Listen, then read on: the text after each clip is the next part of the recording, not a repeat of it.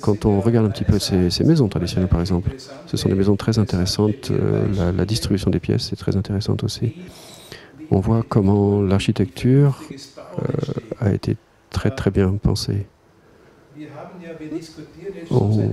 On discute depuis très longtemps sur le thème de l'énergie. Comment construire des bâtiments qui consomment le moins d'énergie possible et qui consomment le moins de ressources possible. Mais en fait, il suffit de regarder 100 ans en arrière et nous avons la réponse. Parce que ces bâtiments sont vraiment... On peut vraiment parler de bon sens, en fait. Quand on voit des bâtiments ici, quand on voit un plan ici, quand on regarde la structure des bâtiments, on voit que c'était vraiment une question d'énergie. On se demandait déjà il y a longtemps comment concevoir une maison. On voit déjà le point rouge au milieu. C'est un poêle de masse. Et les maisons, les pièces, pardon, étaient donc construites autour de cette source de chaleur. Parce que nous avons un climat relativement froid, surtout en hiver. Et le chauffage est bien entendu un thème important. C'est pour ça qu'on a des structures de ce type. C'est pour ça qu'on a développé ce principe d'oignon, c'est-à-dire qu'il y a le cœur de l'oignon et ensuite différentes feuilles ou couches dans la maison. Et plus on s'éloigne du cœur de l'oignon, moins il fait chaud. Donc c'est une construction qui était en rondin, donc en bois massif, parce que c'était la seule possibilité de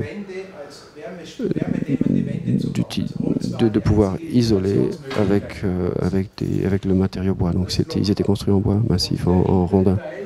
La partie arrière était plutôt avec une ossature en bois. Afin d'économiser le matériau bois. Donc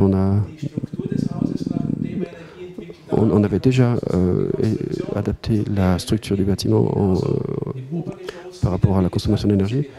Vous voyez ici les pièces chauffées qui étaient autour de la source de chaleur qui était construite en bois massif.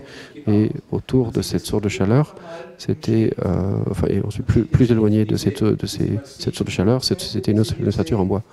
Vous voyez ici les pièces chauffées à droite, en jaune, autour de la source de chaleur, et à gauche, c'était plutôt les zones de stockage ou les zones pour les animaux. Donc la zone d'habitation à droite et la zone pour les équipements et les animaux à gauche. Et c'est quelque chose que nous pouvons aussi encore adapter à notre époque. Et nous allons y revenir, je pense, à ce bon sens paysan, pour ainsi dire. L'architecture n'est pas juste du design, mais il faut aussi réfléchir aux fonctions et aux défis et aux exigences des bâtiments. Et bien entendu, il s'agit de le faire d'une façon esthétique.